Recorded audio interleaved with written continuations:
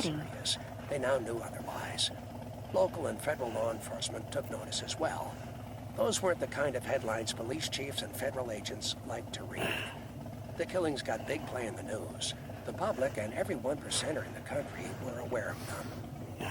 Those in the know expected Mongol retaliation, but the Hells Angels were just getting started. 2 days later, the bodies of Redbeard and Jingles were on view at the Lemon Grove mortuary. A Dago member whose identity remains a point of debate to this day drove up in a white Rambler and parked next to the building. He walked in and dropped a bouquet of red and white carnations on Jingles' casket. The Hells Angels' colors would have been obvious to anyone in the room. I'm guessing that the Mongols in the room either thought it was a peace gesture or were too stunned at the passing to react. The guy simply walked away untouched and unidentified. A couple minutes later, he remotely detonated a bomb concealed in the Rambler. He had parked the car in the wrong place, or the damage would have been much worse. Still, the explosion injured 3 people. Bombs were a favorite weapon among outlaw bikers. It was easy to get your hands on explosives. It didn't take a genius to wire a crude bomb. They did big damage, and they created real fear. Outlaw clubs also had plenty of military veterans among their members, guys with lots of experience wiring explosives. But I hated bombs. They were messy and cruel. People got maimed as often as they got killed. More than that, I hated the idea of civilian casualties. It seemed stupid to bring that much attention to the club and potentially hurt people who had nothing to do with the beef.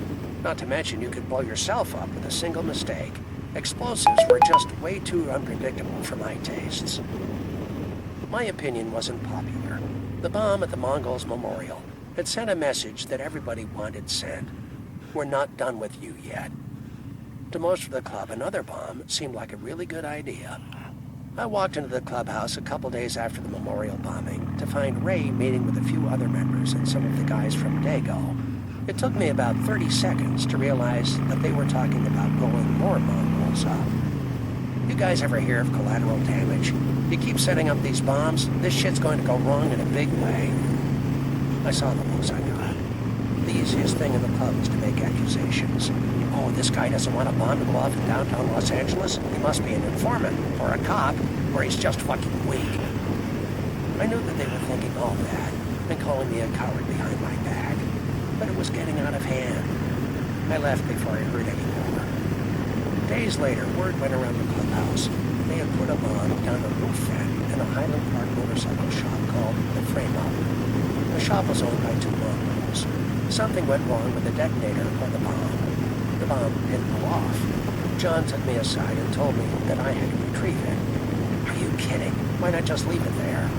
George, you have to do this. People need to know that you're going to take care of business no matter what you think about it. The club has to come first.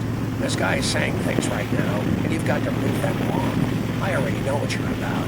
Now you got to convince them. Belonging to the Hells Angels means doing dangerous things. Your participation becomes your credentials. Waver in any way, and you become suspect. A lot of times in the outlaw culture, saying no just isn't an option. This was one of them. Okay, John, I'll get it done. Take Jesse, get that thing out of the roof vent, and take it over to the garage. That's all you got to do. One of the other guys will take it apart. That's all I had to do. I knew that in his own way, John was looking out for me. He wanted to show everyone that I was the stand-up guy they saw, that I would get the job done no matter what. Yet Ray was clearly not the real deal. It was important to make sure everyone understood that home and mud they were good. So at 10 that night, Jesse and I headed over to the Frame Up. The shop was in a neighborhood of auto body repair places, metalworking shops, and junkyards. We backed down the alley inside the building and checked the guard dogs and people around. A pull-down roof light was attached to the back wall, and Jesse posted me up so I could grab it and climb on the roof. I found the vent easily enough, and a rope holding the bomb had been tied out to the rooftop vent pipe. I untied it and slowly began pulling the bomb up. It was impossible to do without the bombs swinging side to side. It was like a game of operation, and every time the bomb clanged into the sheet metal vent wall, I thought it would go off. I got it out and carried it carefully to the roof edge, right above where Jesse was standing. I started to lower it by playing out the rope. When it was inches within his reach, the bomb started swinging, bumping into the wall. Jesus, George. I know. We were both freaked out, but I finally got the bomb down into Jesse's hands. I climbed down and we carried the bomb to the car. Where do you want to put it? It was a good question. I looked at Jesse and shook my head. I hadn't thought beyond just getting it down off the roof. We still had to take it for a 30-minute drive. Shit, I don't know. The trunk? The trunk's right over the gas tank, man. It goes and we're going to blow like the 4th of July. So where? The back seat? I think it's the best place. We found a blanket and nestled the bomb on it, as if that would somehow stop the thing from blowing up. We both straightened up and looked at this bundle of dynamite sticks held together with duct tape. It looked cartoonish, like a bad movie plot. We burst out laughing. The absurdity of the situation, along with sheer tension, had built up to the point that laughing was the only way to deal with it. It was hysterical, crazy laughter. We were bent over, tears running down our faces. We calmed down long enough to get something in the car. I fired it up and moved out and down the street. A block later, we went over a set of railroad tracks that was a much bigger double bump than we expected. It really rattled the car. We looked over at each other and burst out laughing again. It took us the rest of the trip to stop. We drove the bomb back to the garage and then dropped the car off at the clubhouse where I picked up my bike. When I finally pulled into my driveway, I took a moment just to breathe. The ride home and put things back in order and perspective. Give the club credit for their assistance. Just 3 weeks after the bombing of the Mongols Memorial, Los Angeles prospect Thomas Heath walked a flat motorcycle tire into the frame up, ready and rig the bomb inside the tire so that it would detonate with a type of valve was unscrewed. After an hour, Heath called the shop and asked if the tire was done. He talked to Mongol Henry Jimenez. They had a heated exchange. Heath pressing for the tire to be fixed so he could get on his bike before nightfall. Jimenez finally told him he would get it done. Jimenez wasn't alone. Raymond Hernandez, the 15-year-old brother of another Mongol, was hanging out in the shop. You can imagine, the 15-year-old kid hasn't even started shaving yet. He was hanging out with this guy he must have looked up to. He was changing oil and helping out as best he could. Learning, thinking about how soon he would have his own bike. This kid knew exactly what type of Harley he was going to have. Maybe a beat-up bomber he could trick out right there. Like every other 15-year-old boy with a biker brother or father, he knew exactly how his own bike was going to look and how cool he was going to look riding it. But he never got a chance to build or ride a motorcycle. He would never even own a driver's license. Henry Jimenez held the tire steady and began unscrewing the valve. The bomb contacts came together, and Mongol and teenager were instantly killed in a blast that blew the windows out of the buildings on either side of the shop. Heath called again an hour later. Someone else answered. The sounds of sirens and chaos filled the background. "Yeah, your tire's ready, motherfucker. Come down and get it." Heath hung up and laughed. It was a joke to him. For days, he went on about the explosion. "You should have heard that fucking guy. I bet his ears were ringing." He was almost doubled over with laughter as he said it. John finally had to tell him to shut up about it. Justice would be served decades later when Heath was sentenced to 35 to life for a domestic dispute beef that brought him a third strike conviction. But to most of the club, it didn't matter. War was war, and collateral damage was to be expected. Days later, the president of the San Fernando Valley Mongol Charter, Luis Gutierrez, went out to his driveway to get in his van. It blew up as he opened the door. He was luckier than the 15-year-old. He escaped with his life and his body intact. The violence drew even more attention. Law enforcement doesn't care when bikers kill bikers, but they don't like innocent kids getting blown up. From that point on, you couldn't wear your clothes on paved roads in Southern California without getting jacked up. Those of us who loved it were having fun, and I couldn't get that feeling out of my head. A few nights later, I got home before the kids were in bed. I had been gone for 2 days, and the kids were overjoyed seeing me. They had a little ritual. My place in the living room was a big old black easy chair with gigantic mountain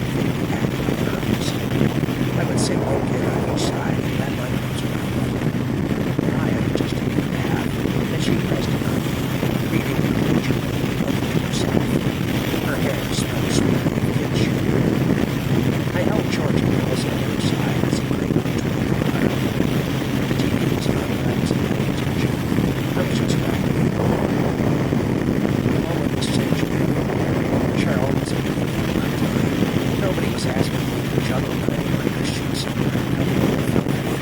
there were no psychotic relatives here. I had always held my dad out of all this hero, but that has been trust. Sooner or later, many years of years, as himself, was not guilty, no one works with anything else in his life.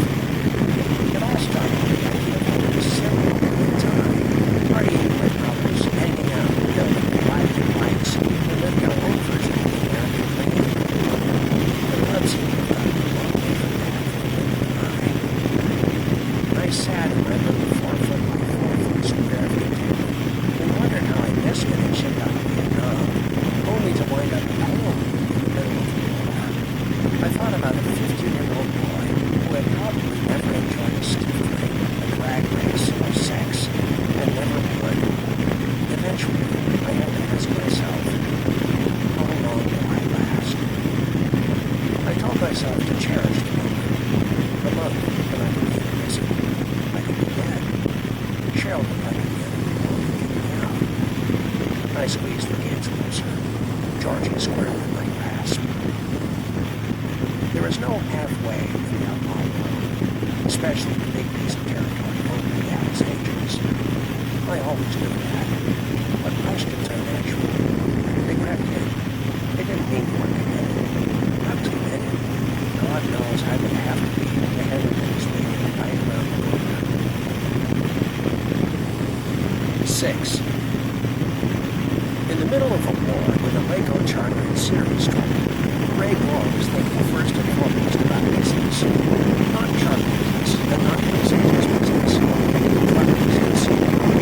Cliff Mountain, prospect of Fox and residents had been on the scene for months. He had a reputation as a no-nonsense lover.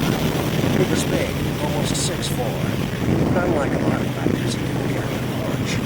He was a lean, muscular, hard-hitting fighter. I once saw him drop a hammer with one punch, the hardest I've ever seen thrown or taken. The other guy was out for maybe 10 minutes, to the point that people started to get worried that he wasn't ever going to get out. So nobody had a problem when Ray sponsored Cliff to Prospect. What did seem odd was Cliff's girlfriend. They were attached to him. Everywhere he showed up, she went with him. Prospects don't care.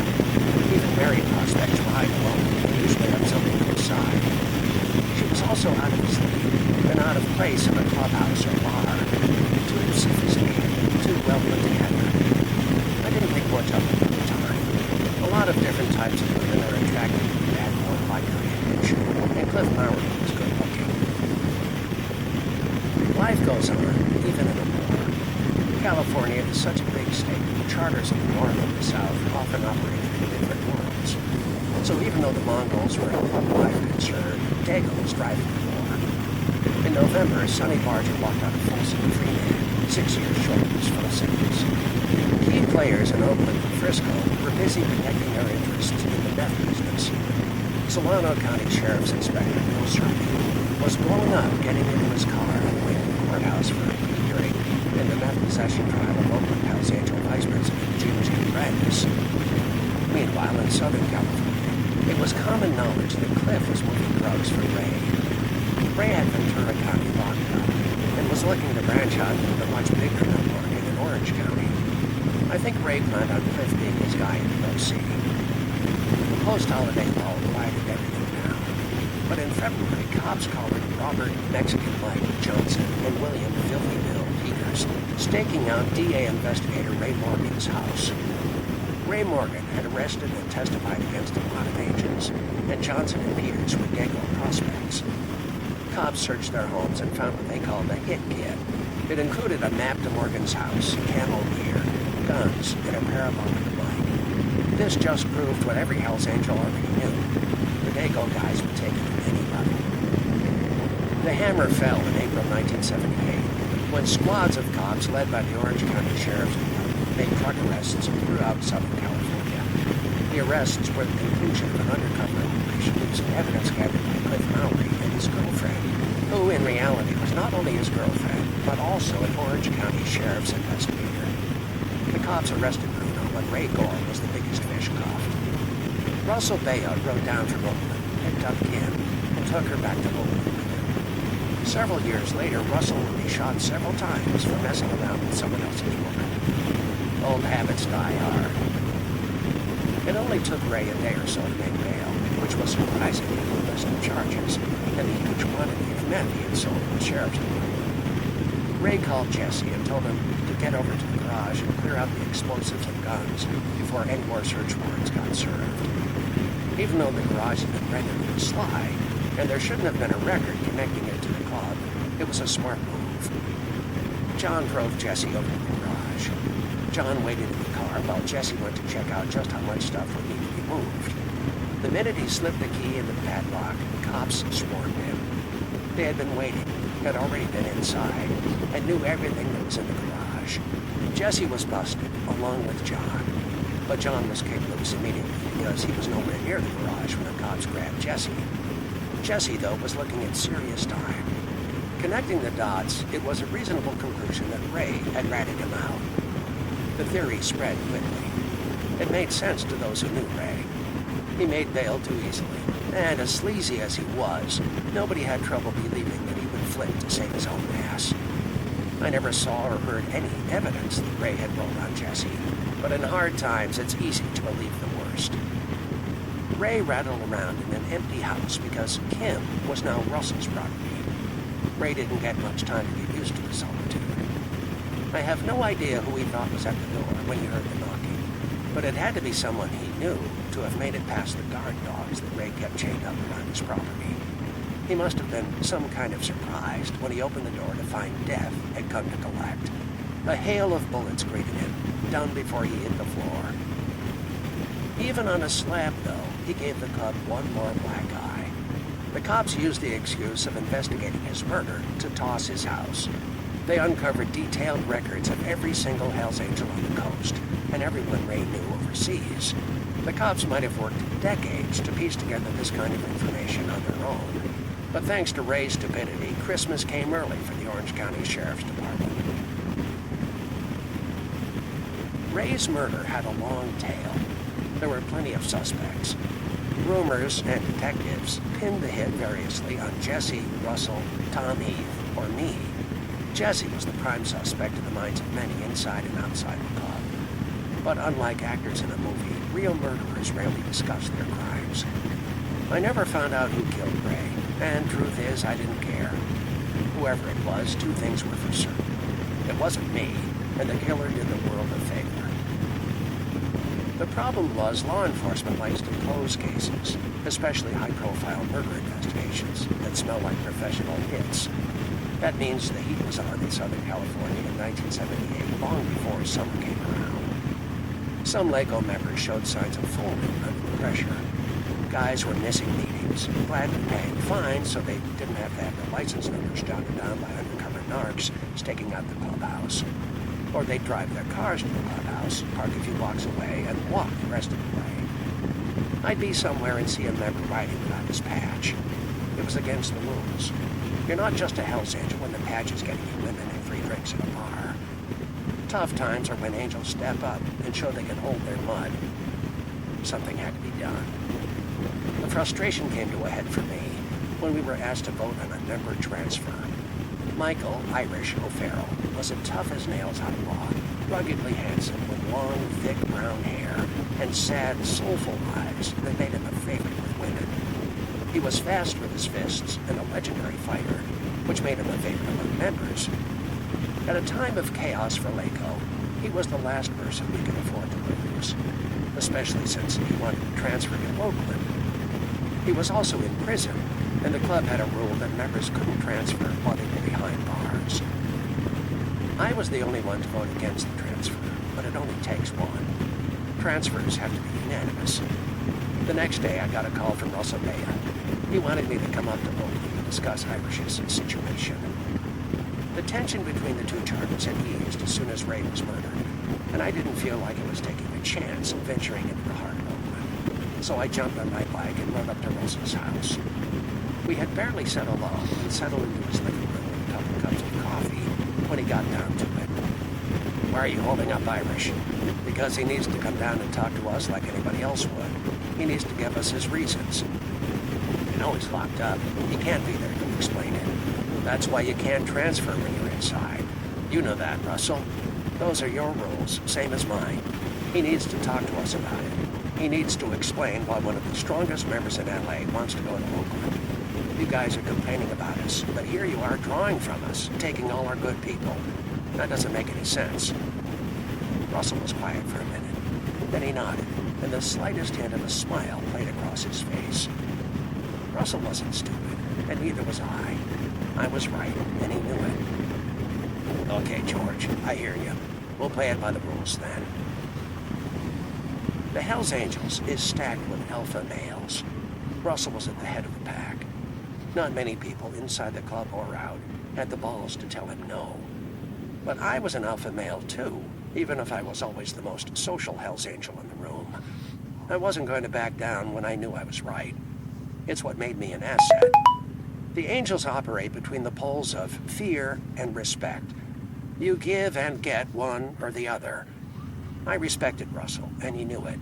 But he also respected me, more so exactly because I didn't fear him.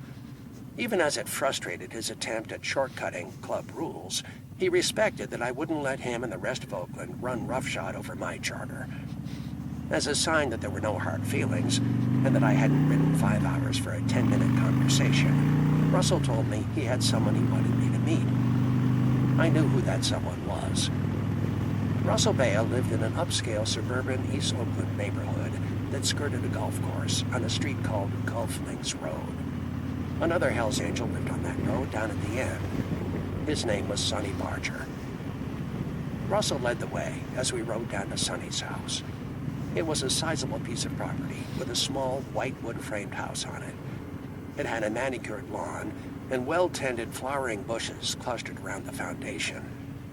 The only thing that set the house apart from the others on the road, the only clue that this wasn't another suburban commuter's tract house, was the tall chain-link security fence around the perimeter. Sonny met us at the door, keeping his dogs behind him. I played it cool, but there was no getting around the fact that I was starstruck. I'm thinking, I'm at Sonny Barger's house. I'm meeting Oakland Sonny Barger. Ralph Sonny Barger had founded and built the Oakland Charter when he was in his early 20s, and the Hells Angels at large were just Purdue and Frisco. He had turned his corner of the outlaw world into a base of power almost entirely on the force of his will. Sonny had undeniable charisma.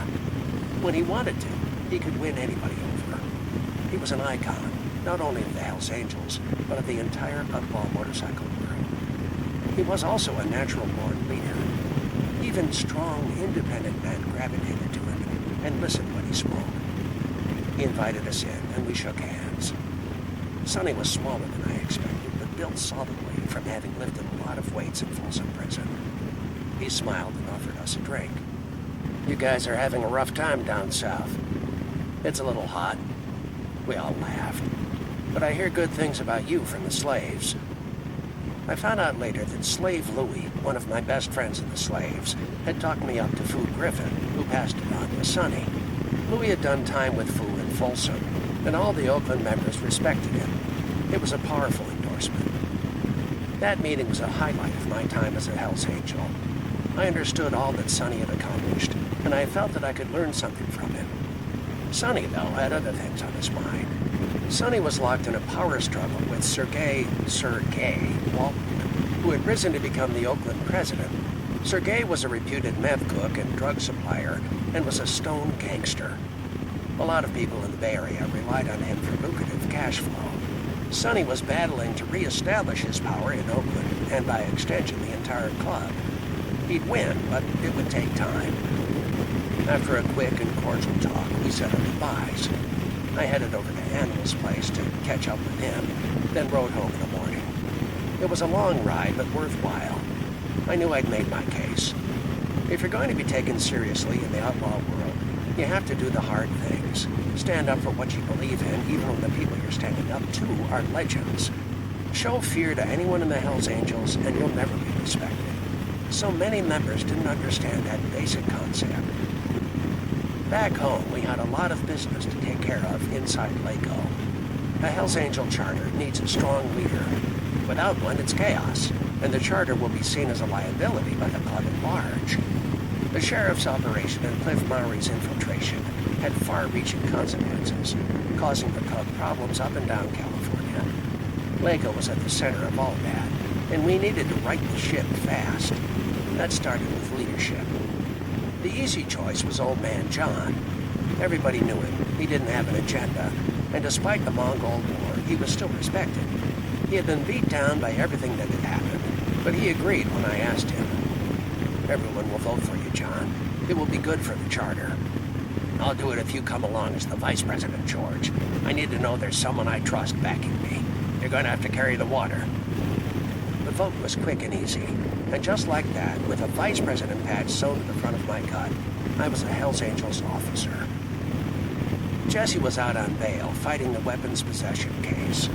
For safety reasons, the cops had removed the explosives from the garage before Jesse showed up. That reduced the charges considerably. It would play out over time, but ultimately, the case would come down to a single count of possession of an automatic weapon. No small beef, but manageable.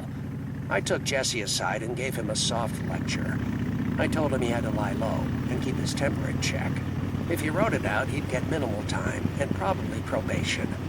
His record was clean, with no priors to complicate sentencing. The first order of business, as I saw it, with John's blessing, was to clean house. Half the charter had basically gone to ground. I understood they were scared, but that meant they had to go. You have to know what you're signing up for when you wear the patch. I didn't like cops following me night and day either, but I wasn't going to lock up every time someone knocked on the door. That kind of fear makes you a risk. A minor bust for outstanding tickets ends up with a detective's threat and a scared member talking into a tape recorder. So we made a list of who was in and who was out. Jesse and I got on our bikes and started knocking on doors and collecting patches. House to house, we told guys they were out and took all their Hells Angels indicia. Patches, rings, pins, posters, you name it. Some were ordered to black out any death head tattoos or we'd cut them off. The look of relief on some of the faces confirmed that we'd made the right decision. John sent me up to my first West Coast officers meeting to announce the changes. Jesse rode up with me to the Oakland clubhouse. When the order of business came around to Lago, I stood up and said, "We've made changes. We trimmed a little fat." I read from my handwritten list. So-and-so is gone, this guy is gone, that guy is gone. The looks around the table could have been translated to, who the fuck is this guy? But a charter handles its own business. That's the way it is. I wasn't looking to make a statement. I just wanted to show that we were firmly in control. I didn't want to hear any more buzz about shutting down Lago or bitching about how we had fucked things up. It was also a way to establish myself as someone in the structure who wasn't afraid to take care of business. That day served many purposes. Most of the Oakland members appreciated how I handled things, even when they disagreed with me, which was often. From that point on, I always got a warm welcome in Oakland. Although the charter's roots were blue-collar, by the late 70s, Oakland had become stylish. A lot of money, legal and otherwise, was floating around in the Bay Area, and members weren't shy about spending it. A lot of guys wore boots made from exotic skins, and drove brand-new Corvettes or Cadillacs with all the accessories. Their bikes were custom-painted, and a world away from the thrown-together rides in the Hells Angels Life magazine spread from 1965. Oakland Hells Angels liked their jewelry. They rolled with gold, silver, and diamonds. Southern California style was different, more about trimming your facial hair a certain way, or wearing a trendy pair of shoes or really cool Ray-Bans. But Oakland knew style when they saw it. I liked to stand out and spend time making my bike look just as sweet as it ran. Jesse never fit in with the Oakland crew, and it bothered me. I always brought Jesse with me and knew that he had my back no matter what. He was a true, honorable one-percenter, but he was also a simple mechanic, a working man through and through. He wore shit-kicking, worn-out black work boots and whatever shirt fell off the laundry pile that day. He was honest, loyal, and tough as they come. His bike always ran, but it looked like a workhorse. It would have ridden just as well off-road. It stood out like a poor cousin parked alongside the bikes out in front of the Oakland clubhouse.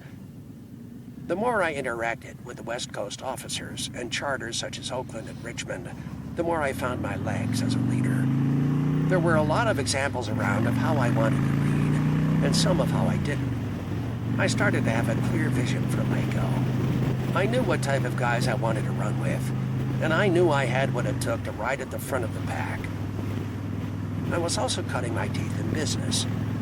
All the way back to when I was an independent, I had hung out at a motorcycle shop in Ventura owned by a crusty old mechanic named Lee Stanley. A stoop-shouldered hard case, he had eyebrows like foxtails and hands stained dark from decades of grease that even lava soap couldn't remove. I had met Lee because I had latched onto an old Indian and taken it to a shop in L.A. when I had a problem I couldn't figure out. They had only made it worse. Lee was an expert with Indian motorcycles, though he could fix any old scooter. He helped me out and got the bike running perfectly. We had become friends, even though he disliked outlaw bikers. As I hung out, he'd say, "Do you want to try to put these flywheels back together with me? Or, do me a favor and mic those bearings if you're just going to sit there." With his help, I learned how to strip down a bike and put it back together much tighter. Lee let me work on my bikes in his shop, and after I learned everything I could, I moved on. I eventually started building a parts business in Oxnard. I'd buy old Harley parts at swap meets, refurbish them, and then sell them through direct mail ads in magazines and newspapers. The business was called Recycled Harley-Davidson, and it provided a healthy supplement to my DoD paycheck, and was a good way to indulge my love of old bikes. Things were working out for me, but not for everyone. 4 months into his second stint as president, John was done. He'd been diagnosed with cancer, but kept it quiet. He couldn't handle the duties of a club officer, and probably wasn't going to be able to be an active member much longer. He had never looked young, but now he looked like he had aged 10 years in a matter of months. I knew what was coming when he asked me to take a walk. "Georgie, I'm done. I can't do it no more." "Jesus, John, it's that bad?" "Ah, it's not the cancer. I'm too old for this shit anyway. The club's changing, and it needs guys like you to lead it. I'm a dinosaur. Not to me, you're not." He patted my shoulder. "Next meeting, I'm telling them I want you to take over. It's a good time for it. Those guys up north like you." "Okay, John, but I'm always going to think of you as the leader." That was a white lie. I already knew I had taken over as the leader of the charter. The smaller group that we become made the vote easy. I switched my vice president patch for one that said president. Everything was changing fast. I felt like I had just made member, and suddenly I was president. Mariah was becoming a strong-willed 10-year-old, a short, cute, smart, tough, spunky kid who was reading 2 levels above her grade. I could clearly remember her bumping around the living room, barely big enough to walk 3 steps in a row. Georgie had begun to look like me, and was growing into a rambunctious little boy who rarely smiled, but had a sweetness about him that just made you want to protect him from the world. Cheryl was always distant, and more so any time I took off for a few days, but the president patch on the front of my vest caught her attention. She saw how members deferred to me and heard my side of a lot of phone calls. I could tell that she looked at my power as hers. The gears were turning as she tried to figure how she could use it to her advantage. For all that, the biggest change was yet to come. I knew how the DoD felt about outlaw bikers. It was a prim and proper work environment. They tolerated my long hair, beard, and tattoos, and regularly kidded me about being an outlaw. But I didn't talk about the life, and I had no problems at work. Then the friend I rode to work with was hanging out with a few of our co-workers one day and let slip that I was a Hell's Angel. He apologized to me before I even got called into the office, but it didn't matter. It would have been just a matter of time before they found out anyway. The foreman sat behind a big tanker desk that took up most of his office. He liked me, and I think he hoped what he'd heard wasn't true. "What's going on, George? I understand you're a member of the Hells Angels?" "That's right, I am. We kind of always thought that was a joke, that you were an outlaw. We didn't think it was real." "It's real. I'm a member and an officer." He shook his head. It simply didn't register that someone he got along with, someone friendly and social, was this terrible thing he had read about in the papers or seen reports about on the 6 o'clock news. You know you're going to get pushed out of here, right? You need to make a choice, George. The DOD won't stand for it. I didn't have to think about it. I quit on the spot. There was no turning back. Now I was only what I was always meant to be. An outlaw. Nothing more. 7. Hell's Angels are independent people, and it shows in how they choose to make a living. Some drive trucks, some build bikes, some hire themselves out as muscle, others start their own businesses. A fair number of angels turn to crime. But the most common jobs among members are just about anything having to do with motorcycles, especially Harleys. Without a DOD paycheck coming in every week, I needed to create income. The parts exchange business wasn't growing. I knew it was time for a change, so I moved my business to a shop in my garage, renaming it California Motor Works. In the early 80s, Southern California had few high-end motorcycle speed shops. I changed my focus to engines rather than parts because the profit margin was better and custom engines were easy to sell. I became one of the early high-performance motor builders, long before big builders such as S&S would become household names thanks to reality TV shows. I fabricated whatever I needed, experimenting constantly to get more power out of the engines. When I got it right, the motors were hot rod power plants, and I couldn't build them fast enough. Around the same time, another business opportunity popped up in Ventura. A friend named Scurvy George Aiden owned Ventura Tattoo. Scurvy George was a biker, but not affiliated. He was so short that at a stop he had to hold his bike up on his tiptoes. He was a funny guy who always rode with a handlebar bedroll, even though he never went farther than from one end of Ventura to the other.